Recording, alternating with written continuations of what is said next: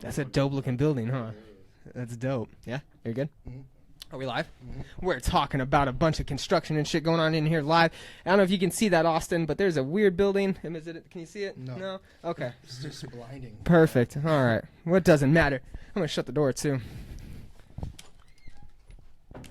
We start things fucking off right over here, goddammit. What's up, Austin? Love you. Good? I fucked it up almost. It's all good. Yeah? Now we're good? What is up, Austin, Texas? We are back. Austin Live and Local, live from the ATX. It's been a minute. It's been a couple weeks since we've been off, but we're coming back rejuvenated, refreshed, ready for South by Southwest. Got some events coming up that we're going to be sharing with you guys this Saturday. I don't want anybody to forget. Saturday, the 3rd, we've got the Blackout up at Spinners. The Gotham Room at Spinners up in North Austin off 35. You got Jay Brook, Freshly, Supa. They're going to be doing the Blackout. They were on a couple weeks ago. Our guest today is Chris Bouie. He's actually going to be the photographer that's on scene for that event this coming Saturday. We're going to sit down with him. He's actually making a huge impact here in Austin with the fashion scene. So we're going to be sitting down discussing with him the fashion industry, the photography industry, the type of impact he's made here in Austin and what he's taken away from it. The culture out here for all of those industries is booming, and he's at the cusp of it right now, and he's doing big things. This hat right here, that's Chris. Is what you're wearing right now what you got? This is Chris, by the way. Yes, is sir. it all you? He's fucking doing some things, people. We're coming at you live right now. This is live from the ATX.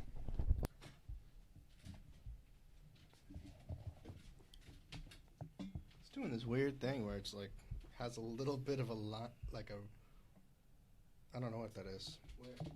It's on the edge. I don't know, but anyway. Where? This is all live performance. Everybody can hear us.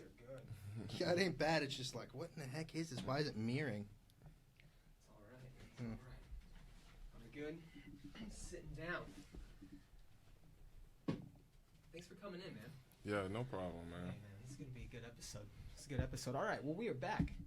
Austin Live and Local, live from the ATX. It's been a minute. Working on some projects. Shout out to Knives and Row and Tanner and all the guys we've been working with, and been sitting down with Chris these last couple of weeks and been working on some projects and some ideas going on, and we're back in action, ready for it. This is Chris Bouie. Chris Bouie, tell us a little bit about yourself. Introduce yourself to the world, to Austin, Texas. Tell us what you do. Tell us what you're about. Tell us why you're here. Hey, I'm Chris Bouie. First and foremost, I'm a fashion designer originating out of Killeen, Texas. Been out here in Austin for about 5 years now. Also,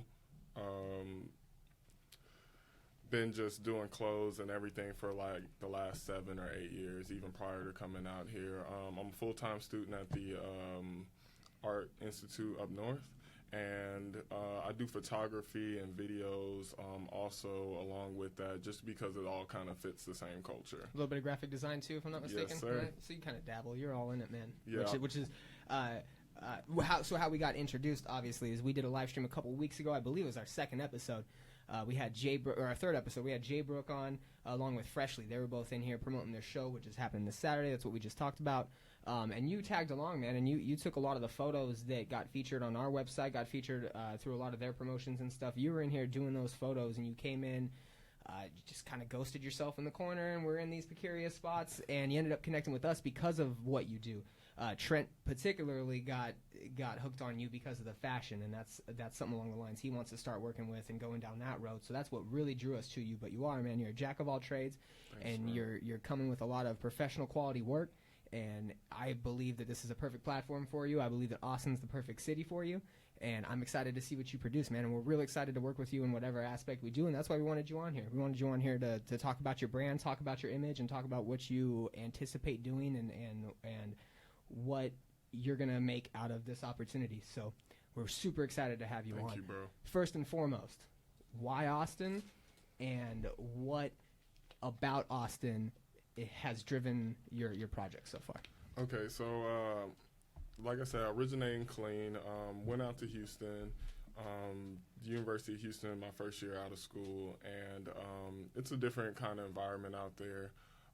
It was just kind of like Austin is very fresh ground. There's not a lot of people out here that are necessarily identify with certain things. It's kind of a fluctuation. It's by crowd and by everything. Weird. Yeah, it's Austin's definitely thing. weird. But it's not too far away from home for me, so I was able to, see my family and stuff like that. Because that's like a major part of why I do this. Yeah. And also just, it's a beautiful city. Every time I came out here, I did a lot of festivals, Marley Fest, been out here during ACL, and all those festivals attract like the perfect crowd for me and bring out like the people that identify most with me. So when it comes to festivals, music scene, anything like that, this is like, honestly, this is probably the perfect place in Texas. It's find your own kind of thing, And with all the things you do, you're kind of in a perfect spot regardless of what you're involved in, because everybody's into fashion, everybody's into some sort of photography or visual aspect of an event or a show, which you also do. And then again with the digital design, or graphic design, people that attend those events for the sake of networking and building their own brand, that's what they look for too. So you kind of cover all grounds when you go to those events. So I imagine that you come away with a lot of connections, a lot of networking skills. How has that helped you? How is that being able to, because when we had a meeting originally and when we first talked, you talked about how the culture was a little bit different than what you were used to. You got some rejection. Yeah. So how has that worked into your favor, and how has it worked against you? I primarily do, mostly do streetwear. The higher fashion scene isn't too open to streetwear. Being in my hometown and stuff, streetwear is all that we kind of see out there and stuff like that. So to come out here and try and push that streetwear onto the scene, and it wasn't really accepted or really Embraced, exactly. It was kind of like frustrating at times, but what I learned was it's more about getting on foot and stuff out here in Austin. The shows, the bigger events and things like that, as far as like competitions and things like that, they're all good for notoriety and for meeting, those like celebrity almost type entities. Mm-hmm. But when it comes to just being out here weekly or just conversing with people and identifying with them, I found this is like the best place to be. A little bit frustrating, like I said, going up the ladder and trying to break those ceilings that are kind of in place. But at the same time, I feel like Austin's really embraced me as far as like what I bring to just the general people and general population. I think that Austinites are real self-aware. So, like, I feel like they know what's good, and they also know that they want to support certain things that have been around, but they want to embrace the new. Exactly. So, they run into a lot of complications because they want to work with things that are established, but in order to get that done, you have to work with things that haven't been established. But then it's like we're dealing with someone else who is all about name brand, in my perspective, and he's reaching out to the celebrities or those type of people to get to, I guess, boost his clout or boost him. When honestly, if he did it by numbers and he got with more people that are making things happen, that aren't necessarily affiliated with labels, he would value the outcome more. But maybe not. Do you see yourself falling into from that perspective, do you see yourself falling into any niches? Are you in a niche where you're still like that new brand, you're coming up, people are liking you because maybe you're the new flavor of the week or you're what's hot right now, or do you find yourself really establishing a loyal fan base and because that's something that Austin does have is, yes, Austin can be kind of fickle in a way because they always like the new hotness, they always like what's coming up, but they do have a sense of loyalty, and I think you see that with a lot of artists, especially the artists we work with. Jay Brooks, they have their crowds that they bring from Colleen, they bring from wherever, they have that loyal following. You establishing yourself here and going through those different ranks and those different competitions. And fashion's not easy anywhere. Yeah, exactly. So are you able to find yourself in a niche where you're establishing a loyal fan base and people that like you because of your designs? And do you have people coming to you for collaborations, your style, or are you seeing a response just because you're putting out fashion in general? It's kind of all over the scale, to be honest with you. I have a pretty loyal fan base that's kind of been with me for years. Right. They contact me anytime something's dropped. Just right under the cable, brother, just because it keeps tapping on the table. Yeah, no problem. But they supported me a long time. Like I said, I got started back in my hometown. We really had some things going, and it was great. But I wasn't too open. At first, I was trying to get a brand really established on my own, make it national, global, and it kind of took away from the artistic focus that I more like focus on. So I've kind of reverted back to really focusing like on my artistry. And so that's opened up doors for collabs. Like, I'm looking forward to doing the clothes for y'all. I'm looking forward to collaborating. And that's kind of like, I think I said this when we met the last week. I kind of realized I wanted to do this for the love of the game more than anything, So my clothes, everything I do is an expression of me. And if somebody identifies with that, then, like, I'm all for it, and I'm going to make sure that they're able to wear it or something like that, because the reason I started making clothes was because I felt like there wasn't enough clothes out there that really represented me, I'm bright, colorful, I do this all day, You walked in, I was like, are those your pants? Yeah, Those are dude, paper planes. That's the kind of shit you get, but that's awesome. Yeah. It's an eye catcher. I immediately paid attention to it when you walked in. I didn't know it was paper planes until you pointed it out. Now I even like it more. I thought it was just like shapes. But Thanks, bro. No, it's ridiculous. So you also said that you want to focus on the artistry, and you said one-offs. Like you think, what do you think about Supreme right now?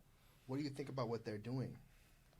Supreme has established something major that, they don't have to be a major name brand that's available all over in stores like a Ralph Lauren or something like that, but they have a crazy fan base.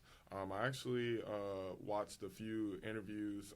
I think the people that did it were like Convergence or something like that was the name of the group up in New York, but they were just talking about the resale life, people standing outside and just waiting and trying to get these one-offs. So honestly, I kind of celebrate that, in all honesty, because they were able to find their niche and just kind of go into that, We talked about it, right? Because Supreme, it came from what was that? There was a brand before Supreme, and then Supreme became that. I'm a Bathe and Ape. No. The skateboard brand that became Supreme. I didn't know that was the case. Obey. Obey became Supreme. Oh yeah, Obey. Yeah. So with the face. I remember wearing Obey a long time ago, and that's the same clique that Supreme's from. So it's interesting that they went from like mass producing it for everybody to making it more, unique. Like people were already looking for certain products that Supreme now puts their label on. It's just now it's a limited supply. Oh, I mean, I feel Obey was kind of limited for a while. I mean, Obey had a cult following, and I think that was the big deal. Like, you saw everywhere had an Obey sticker or a tag of Obey. It was like Andre the Giant. He was everywhere. And I think the commercialism of Andre the Giant, and obviously it's very, very simple, Obey, it clicks with people. And I think that's probably why Supreme, I mean, that they kind of cultivated their own little niche following by having that street branding. It's kind of like a street team.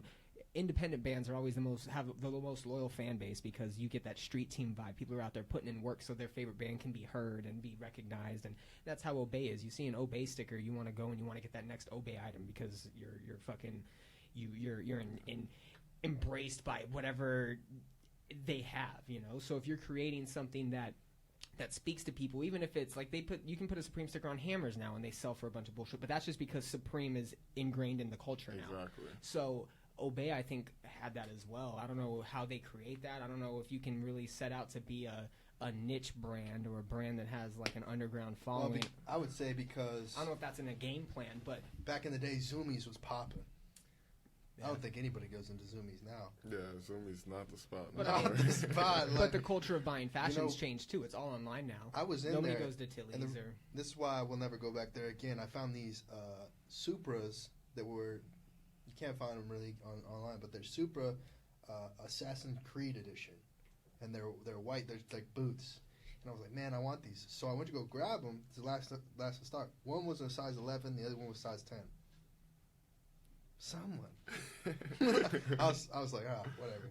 You know. So they had sold a size 10 or 11 to somebody that probably didn't even realize that they had a 10 or 11. Yeah. Yeah. Or maybe they had two different size feet. Yeah. So needed a 10 and an 11. But then the last box was there, and not gonna fit me. I got probably a 12 and an 11. That's too funny. But when it comes to, like, honestly, Supreme is a company that I would, like, that inspires me, that I would want to be, just because, like, you know, I feel like a lot of people in the fashion industry, especially coming up through school, you know, they had big dreams outside of, you know, what I had dreams of. You know, I kind of wanted to take fashion, bottle it up inside of me, learn all these techniques and stuff, and be able to bring it back to my friends and family who didn't really have access to it. You know, a lot of people in the fashion industry have these big dreams of working at Chanel, Dior, and they'll spend the next 10, 15 years and just getting strong along. Maybe. Yeah, getting strong along, you know, and that's not something I ever wanted, you know. So when it comes to Supreme, Bape, other, like, really big brands but limited ones, like OVO also, big and limited, I think that's what we're moving towards, and that's what people should try to be more like. Build your fan base, stay true to what you are, let those people continue to build, and, like, once you get the clientele kind of up, as long as you keep the quality up, you don't have to make this large quantity. By limiting it, I think it makes more of a demand. You know, it's just like supply and demand. To attest to that, I was watching this keynote. It wasn't a keynote. It was some sort of speaking event this gentleman did. I don't remember what his name is, but he was talking about Zara. You know, are you familiar with what Zara does? Yeah. So they make 5 dresses or whatever. They send it to the store, and then people at the end of the day, they're supposed to comment, oh, well, do you like this? Do you not want to buy this? What do you like about it? What do you don't like about it? And then the saleswomen, they send it in, and then a couple next month, whatever was wrong with it, let's say it had a zipper on it that people didn't like, they get rid of it, and then they put out the mass production dress. But the first one's 5, and if you don't get it then, you don't get it. You know, you don't get that one-off that has the zipper. The extra, you know? Zipper pocket. And then that's the one that sells for God knows what. Exactly. Yeah, they actually released, like, a limited collab last year that went, like, crazy. I actually was at the Domain the day. Oh, really? It was with Balmain. It was a Balmain and H&M collab. They did a bunch of, like, badass embroidered jackets, and they did a guy's jumpsuit, and by, like, the store was open maybe an hour, everything was sold out, and everything retail, like, reselling was like 3 to 4 times the price. Wow. So I don't really, to be honest with you, there is some things kind of wrong with the fashion industry, you know, and that's kind of something I wanted to change. What do you think's wrong with it? A lot of people don't know, like, you know, when I first went to fashion school, I was in love with fashion. I still am, you know. But, you know, my teacher set me down, and, you know, like, first day we're talking about class and going over the history of fashion. And fashion is, like, the #1 polluting industry on the planet. Even above cars, even above, you know, the dyes that we put in this stuff, you know, the waste that we just throw away.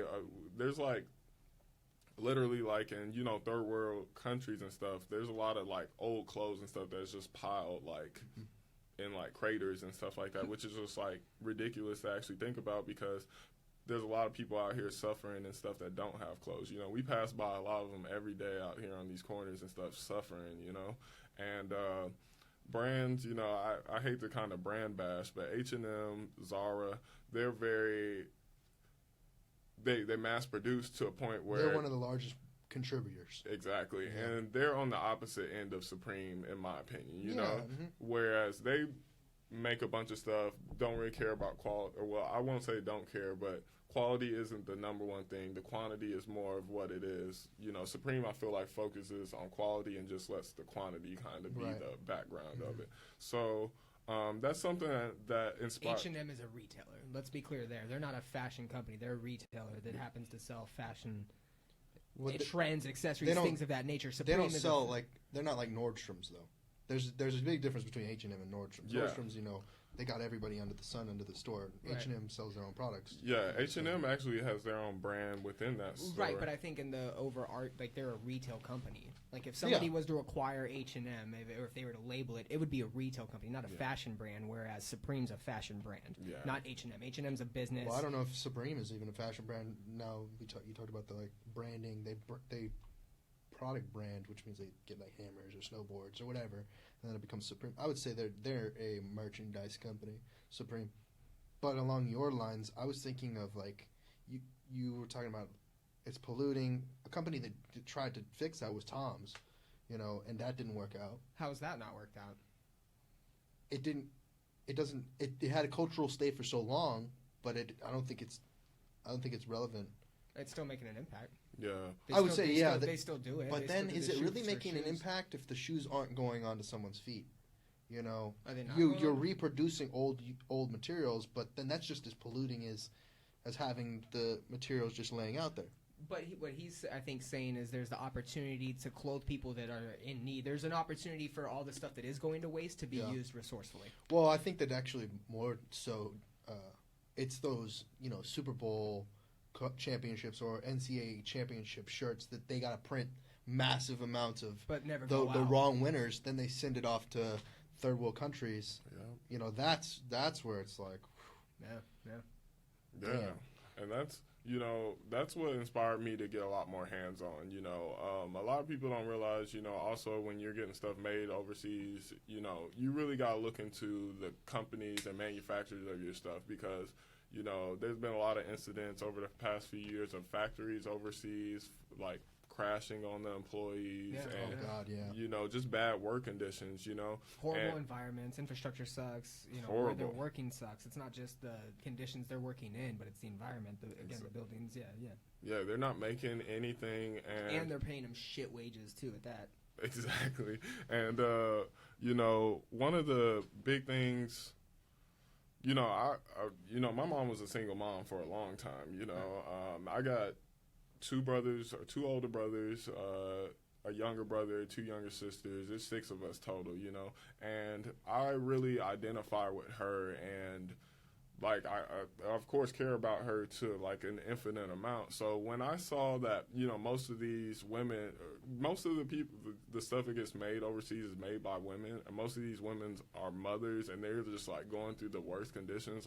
I just couldn't really participate in that just because that's my mom. I've always been a type of person that kind of I would try to put myself in other people's shoes, and I would never allow my mom to work in a factory all day getting the minimum amount of wage, but that's all the options they really have. So, I encourage people that are really into fashion to not only look into where and how they're getting their stuff made, but also to really try, don't try and lowball, just ask them what they need. I know a lot of companies will try and get the lowest price and everything, and you don't want to pay over a certain amount for things, but pay what it's worth. Exactly. Don't underpay. Don't. I guess that's kind of why H&M and I even say H&M is the IKEA of fashion. Yeah. It's just basic. A very weird perspective to have too, given your career path, given the fact that you want to be a fashion designer, and yet the culture that fashion's built around is a very abusive one, a very limited one, not for the employees, but definitely not employee oriented. Not No. It doesn't provide the best options for people. But it's one of the most booming industries in the world, which kind of sucks. So is it safe to say that you're looking to change the culture of fashion in a sense of how people look at it, look at the culture?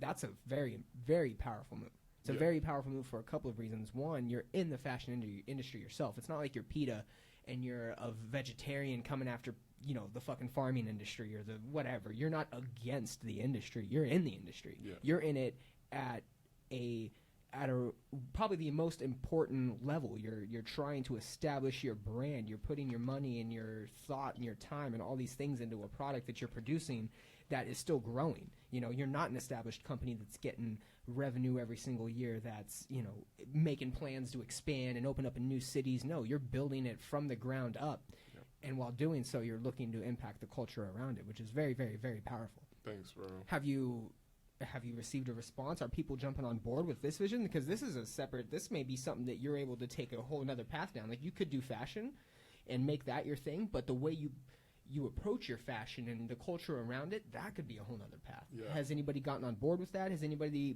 come to you and said, hey man, you're right, you know, we should start like a collective that, you know, has anybody come to you with any ideas or on board with that? So what's crazy is a lot of my classmates, a lot of the Art Institute, Austin, man, they're all with it. Like, this new generation that's kind of coming in and trying to really like lay kind of a new foundation in the industry is really pushing towards that. We're pushing towards more technology and clothing and stuff like that, but also knowing where you're sourcing stuff from, the people that are making it and everything, where the that's waste is going, how it's being handled. Exactly. So I think, you know, I hate, I won't even say hate, but maybe it's going to be like considered a millennial thing, but we really are trying to make changes. And there's a lot of things, you know, it doesn't make sense to me that we produce more waste than cars do.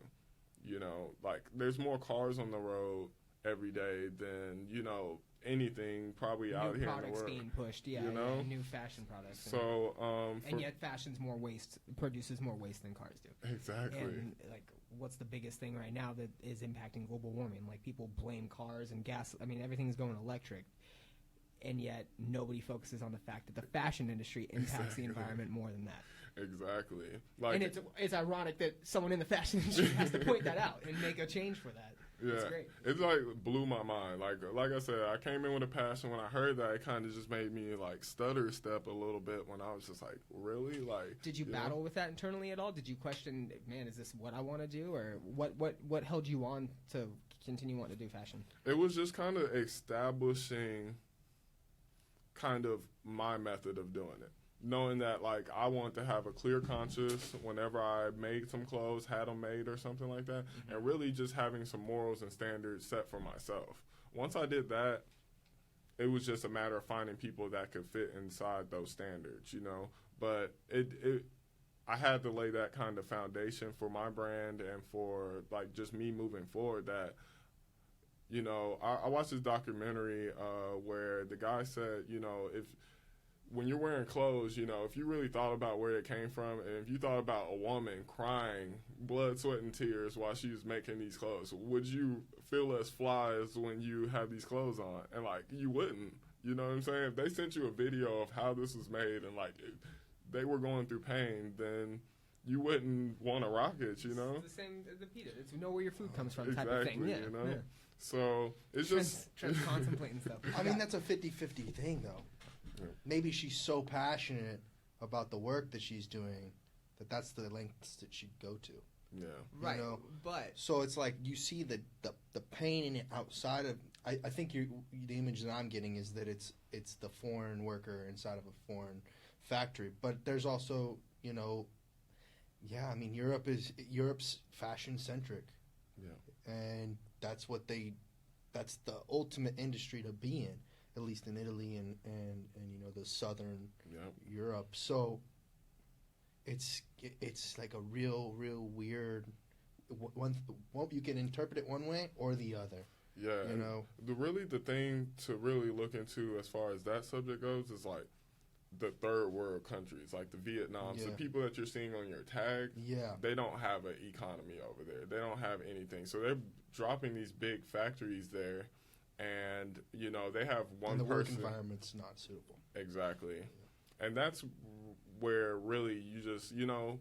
It's the less fortunate that you have to kind of look out for, and that's just life in general. That can when you start going down those lines, that's an outsourcing argument.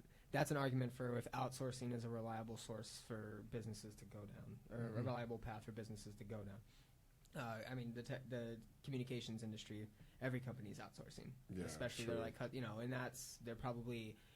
I think where the impact is with fashion, it is labor. Like it's one thing to be able to answer phone calls and deal with people, but it's another thing to be like the sweatshop Exactly. aspect of fashion is a very real thing. That's not something that's made up. It's not like it's a myth. No, people are working 12, 14 hours a day, slaving away, poking themselves, bleeding, getting injuries, and they don't get their breaks. They don't get to go home for a week. They don't get to AC. They don't get to do any of that. Yeah, you're literally working and sweating for your $5 you're going to get at the end of the day.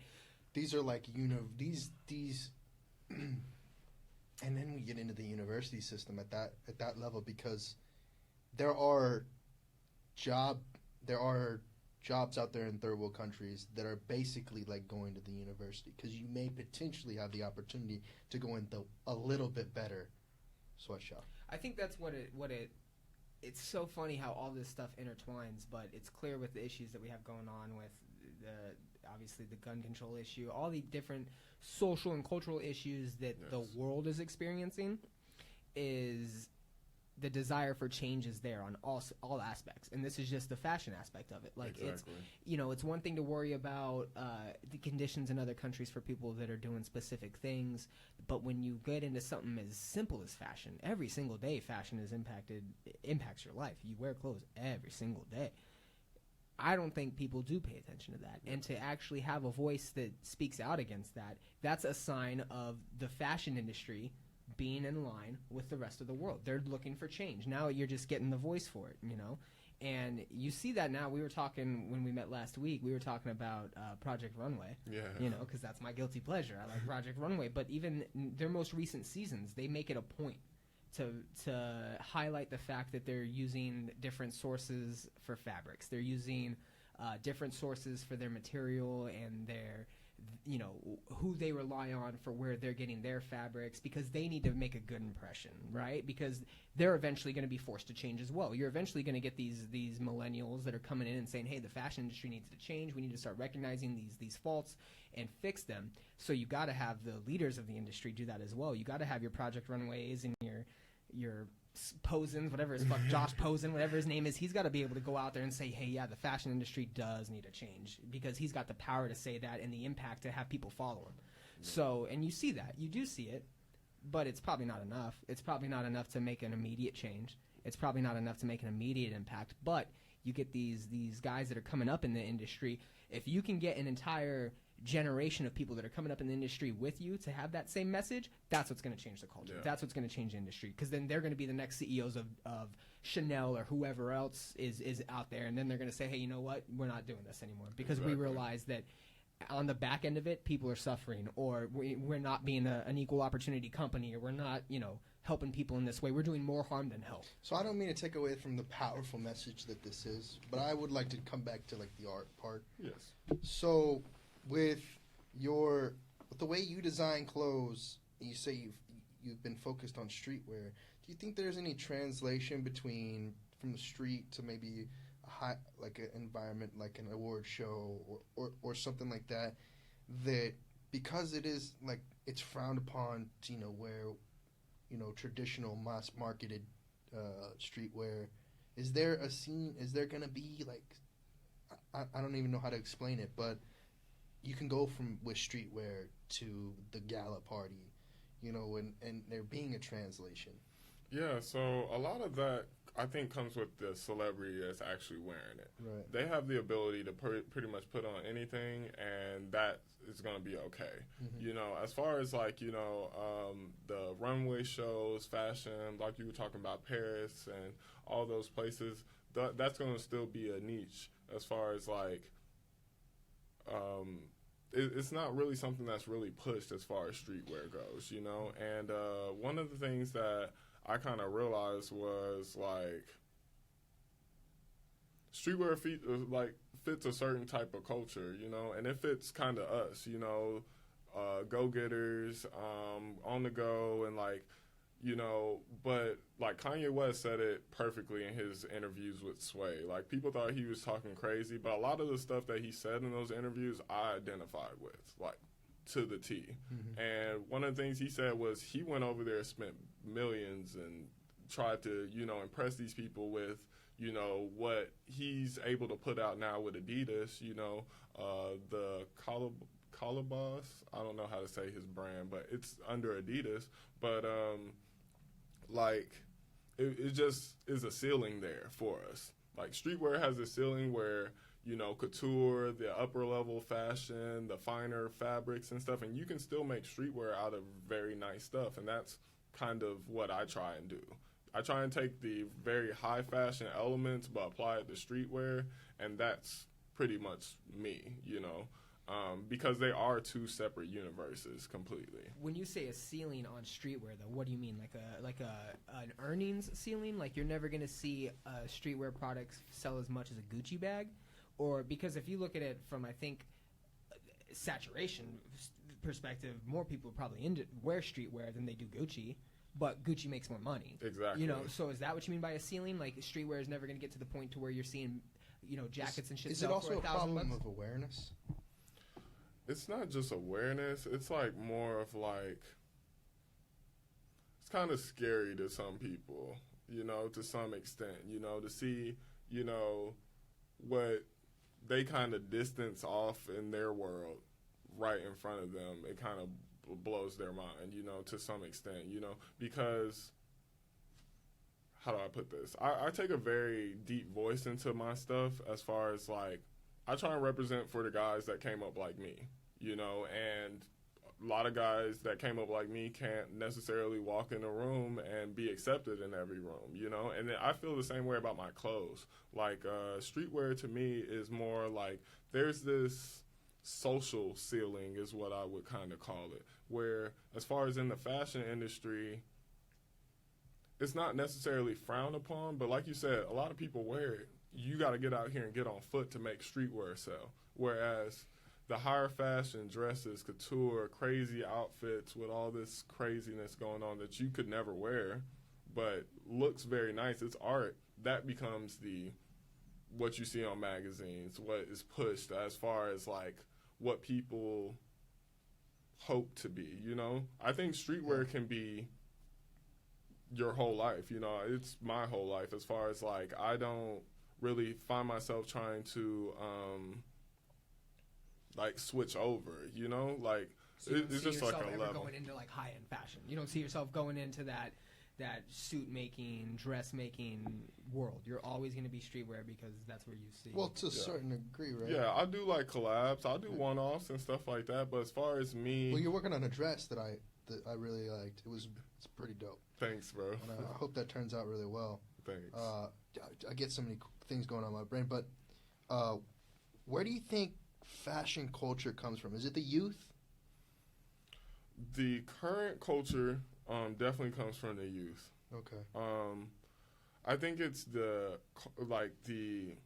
music scene. I'm so influenced by the music scene, and just social media and everything that we see. Kind of the visual aspect of our lives, whether it's looking at our phones or going to festivals or shows or everything. Like, entertainment industry has kind of been picking up a lot, I feel like, or that's our number one like industry in the U.S. is entertainment. So that is a lot of what influences the fashion of today. It's just entertainment. Yeah. And but locally, it's a lot more freedom and just like people trying to be with that, unique. you said you were talking about layers the last time we spoke, and I think someone else I think I sent you a video about some people being interviewed for New York Times or something like that. That were on South Congress.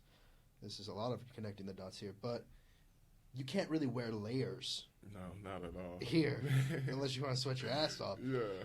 So it's difficult, especially in these warmer climates, to go from street to the gala.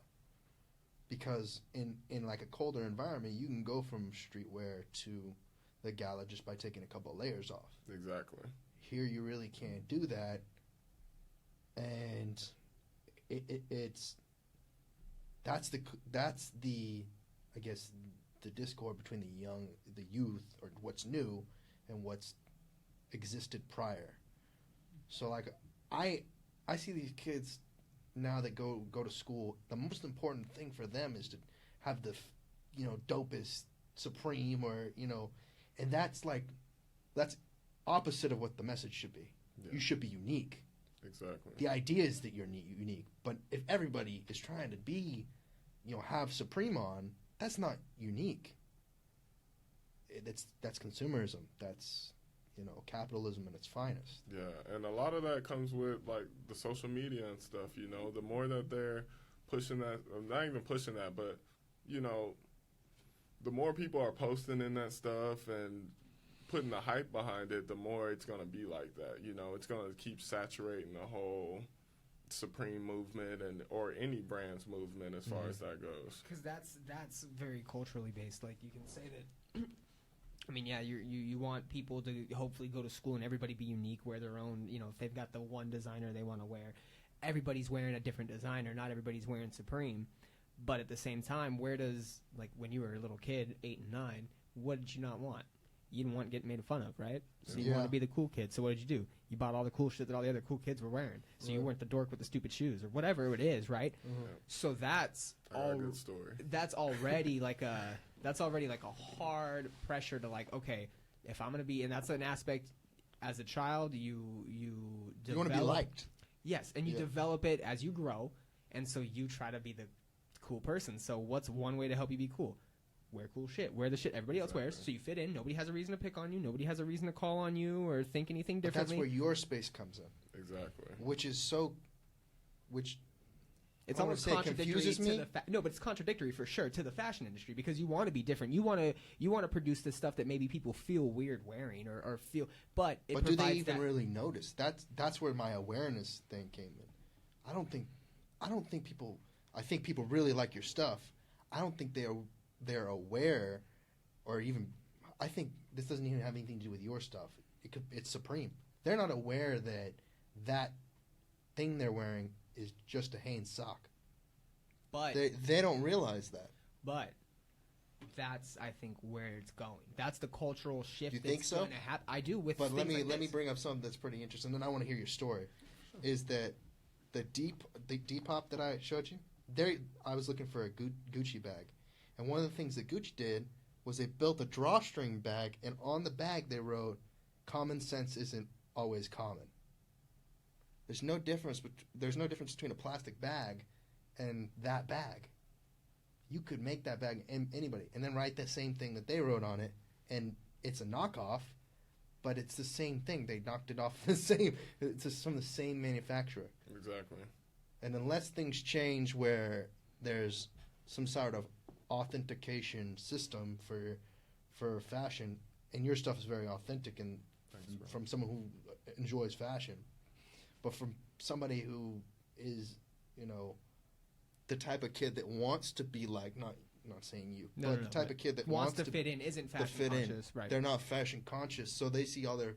And I was growing up this way. I feel like I want to be the kid that moved in. So I wore the Sperry's. I wore the same thing that the brand name stuff.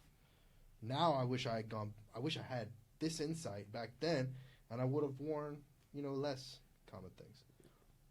As I get older, though, I realize those constraints, though. Yeah. Because there are people out there who are like, you can't be different. You can't, wear your clothes like that. They look kind of like that. Maybe wear wear some pants people don't like sometimes, or something. I get weird. kicked out the club all the time for these pants. They won't let me in with my pants on. I wasn't referring to your pants. I was actually referring to some other pants we were talking about earlier. Oh, yeah. I mean, that's true. But see, I'm fashion conscious, so I know that those are dope pants. Those are interesting. Right. And if they want you to walk in there without your pants on, it could be wild. And that's just it. They could let you in with your pants on. Yes. And it would be better that they did. Exactly. for whatever reason. For their conscience. The culture, they've got a checklist. Oh, you don't meet the checklist, man. I'm sorry. That doesn't prove that you're not fly. You're still clearly fly. Yeah. You're just, for whatever reason, they don't. The fashion industry is. And isn't that crazy? It's like it doesn't. It's like if you type in a website and it doesn't come with 404 air. They just don't have the. I don't think I've it. ever really processed that. But the fact that you can be restricted from entering places by what you're wearing is fucking crazy. And crazy, like Well, let's not get crazy though. people come in with like tape on their Yeah. themselves. That's wild, though. That's fashion. Okay. That is. But I mean, we're gonna get to the point where that's cool, but I think we're a long way. Oh yeah. I personally think we're a long way from even. So. Tell your story, but I have a question in that I think can kind of bridge this gap. So, and I'll ask it just now. Are you looking for someone that could give you that recognition and that notoriety behind your brand? Because that's another thing too. You get these companies and these brands that get behind, like, let's say, an athlete, right? The company can't sit there and control what kind of impact that's going to have. If all of a sudden, you feature J.J. Watt in some pants that you did, and all of a sudden the demand for 100,000 pairs of pants is there the next day, you're going to fucking do it. You're not going to sit there and say, oh, shit, I'm not going to. But you'll be conscious about it. You'll sit there and say, hey, I'm going to make sure I make 100,000 pants, but they're going to be from the fabrics I want, from the sources I want. You'll be diligent, and you'll make sure that it gets done the proper way. But you're definitely not going to snooze on the opportunity to fucking have J.J. Watt wear your stuff and get some notoriety, right? Definitely. So have you tried establishing yourself with anybody like that yet? Have you tried getting we talked your image about out this. there? We both talked about how difficult it is to find like local fabric or local textiles. Yeah. So to answer your question, yeah, he's trying to do that, but there's not really the opportunity to do that in the way that's the most the industry's like set up out here. We don't even have a fabric store out here in Austin. Actually, that's one of the things I kind of want to put in the works somewhere down the line in mind. Power move, dude. Very powerful move. Fashion. I need a fashion store out here to actually. If you need 100 square feet of something, you can go get it. Supply, because people. Where do you get all your stuff now? Right now, pretty much all my stuff I'm ordering from Move Fabrics. From Project Runway. Yeah, that's up in New York. So I actually went out there last year around this time, or it was actually March of last year. I went to New York for my first time. Went there, saw the store, met a few people up in there. It was like really cool. And like I said, I think we were discussing last time, the closest place that has fabric that's actually like designer type fabric is Dallas. That's a 4-hour trip. And that's 8 hours pretty much back and forth, and it's not economical, as far as for me to go up there, back there, and then at least not for what you're doing right now. Exactly. If you needed to go and pick up a month's worth of supplies, it would, but it would be a lot more convenient if you could just establish a spot. And no pun intended, you and I are cut from the same fabric, so it's like we're here. Where's our stuff? Where is our resources? They want it's. I don't know what it is yet. I think maybe Texas is a big state, so it just hadn't gotten here yet. I don't know. I think they call Dallas the fashion capital of Texas. But what I learned was when I was going out there to Dallas and like their fashion week and stuff like that, it's not streetwear related at all. It's very high fashion, ball dresses and stuff that we never see out here. Like maybe you might take a girl out every once in a while, she'll wear something fancy or something like that. Yeah. Exactly. But for the most part, it's just streetwear. But we don't have a store here to really bring that to life. Yeah. If it is, they're sourcing it from Dallas here, and they got scraps that need to be distributed. Exactly. And that ain't good for nobody. Yeah. But I don't mean it to be. We were gonna go towards Stitch, Texas. That the company that I talked to you about a while back before you went to New York or California or something like that. And it's still something I'm interested in going to do, see what they're doing out there. But like I just said, they're just using reused fabric that's down from Dallas or from. They're getting their fabric from somewhere. They're not. Yeah. They're not making the fabric. And for that, none of the textiles are from Texas. Like nobody's growing it. Oh man, there's so much. I know. There's so much. But anyway, can we close on your story? Oh yeah, let me tell y'all, man, because I didn't just pop up one day and fashion was me. It took a while to build. You didn't come out. You didn't come out in a onesie that was looking super fly, dude. To be honest with you, we struggle. My mom's a single mom, like I said, and she's in the military, and the necessities were a priority, and the wants came second. One of a story I can kind of identify with what y'all were stating earlier was, I remember, everybody, as soon as you came back from Christmas break or anything like that, you brought out the fresh clothes. Yep. First week, fresh clothes, you know? Yep. And it was right around the time that we were getting ready to go back to school. And,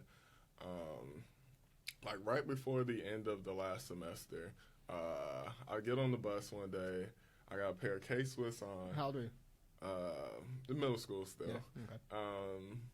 And they just clown me for these K-Swiss. They clown me for my K-Swiss. It's weird because they're popping now. Yeah, it's crazy. They're popping now, you know? But they clown me. I remember I held on to that so hard. Oh, and, no. you know, my mom, you know, everybody was wearing the fresh all-white Air Force Ones back then. High tops or mid-tops, perfect, you know? And I begged my mom to get them, you know? And she told me she'd see what she could do. And I begged her and begged her and begged her. And long story short, I asked my older brother for him. She finds out. She gets, like, super pissed. And was just like, hey, you'll get them when you get them, you know? But I was trying to fit in. I didn't even realize that, like, these are some clunky, heavy, like, Air Force Ones are cool, but I'll never wear Air Force Ones again. But that's what I wanted so bad. Yeah. I wanted so bad to be in polo every day, to the point where I used to outdo everybody in, like, polo, you know? And all of that, I thought I was, like, fitting in, but in all reality, you just kind of end up losing yourself because you just realize at the end of the day, they don't really care about you. They don't That's really true. have a message behind it that really you should identify with, you know? So, you know, I just encourage people to be grounded in yourself, be confident in yourself. I know it's hard sometimes because, you know, I get crazy stuff all the time, being black, being, you know, straight in this industry, all type of stuff, you know. It's kind of Which is a something new you thing. said is a thing. No, and that's. But again, you're dealing with struggles everybody deals with. Exactly. And it's really about how you react, how you overcome, and it can be something as simple as just looking back and being like, "Fuck, I probably didn't need those stupid shoes." Like, they were just stupid shoes.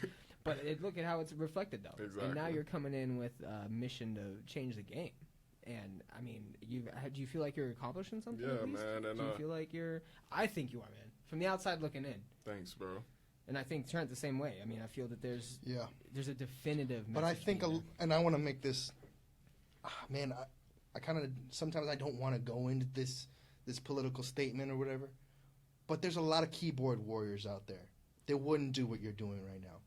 They're not going to go out there. They're like, I like his idea, but they're not the ones to voice it. They're not going to put that voice behind saying the fashion industry is not taking care of the youth or not taking care of our elders. They're not doing what is best for society. Yeah.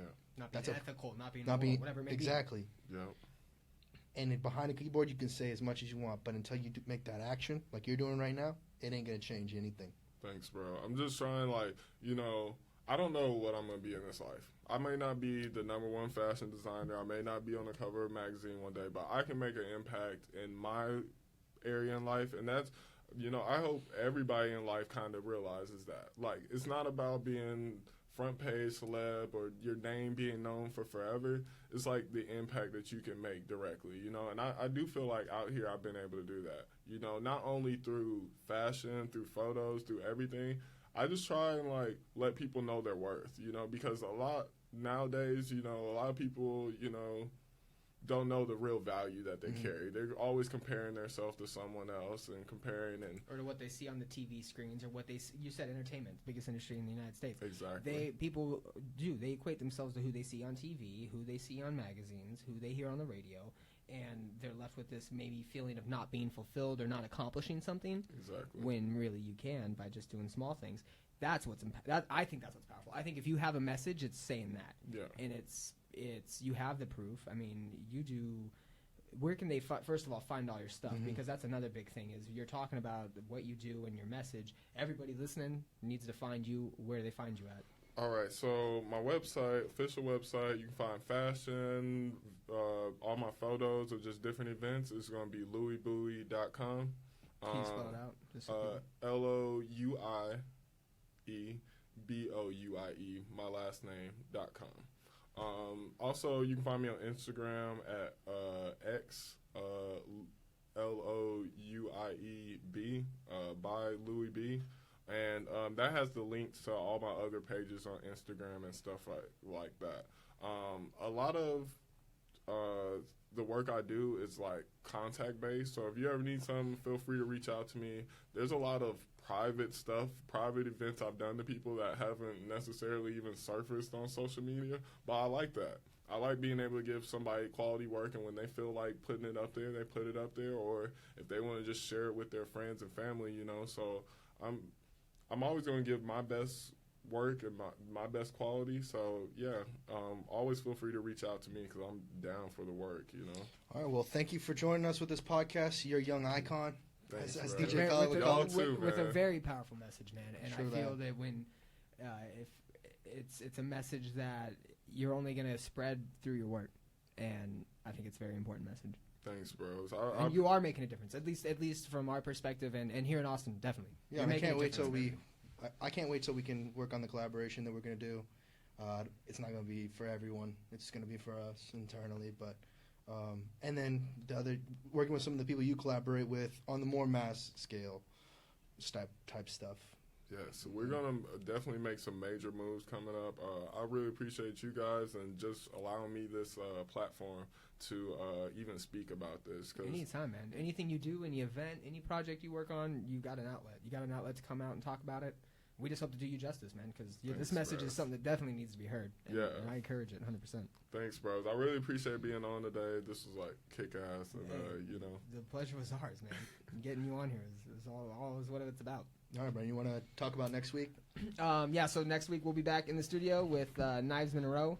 We actually got a double header. We'll be in the studio with Common Chaos. I'm going to have Trent and Knives on, and then we'll be right in here right after with Knives. And then I'll be off a week because I'll be in California. I don't know exactly, but we got a bunch of different things coming on. They can find you this Saturday, right, at the Blackout event. So what are you going to be doing there? You just photos and videography, right? Yes, photos and videos. One of the Freshly's going to be in one of my outfits out there performing, so it's going to be badass. And yeah, I'm just going to be there to support the crew and get ready for South by and everything. Cause it's starting. It's kicking up, baby. This weekend. Yes. You ain't got shit to do, Austin. You know it's the weekend before South by starts. Get out there. Spinners, the Gotham Room, up at Spinners, the Blackout. Louis going to be there, taking photos, doing his thing, and then we'll be back next week. All right. See y'all later. Cool. Thank y'all.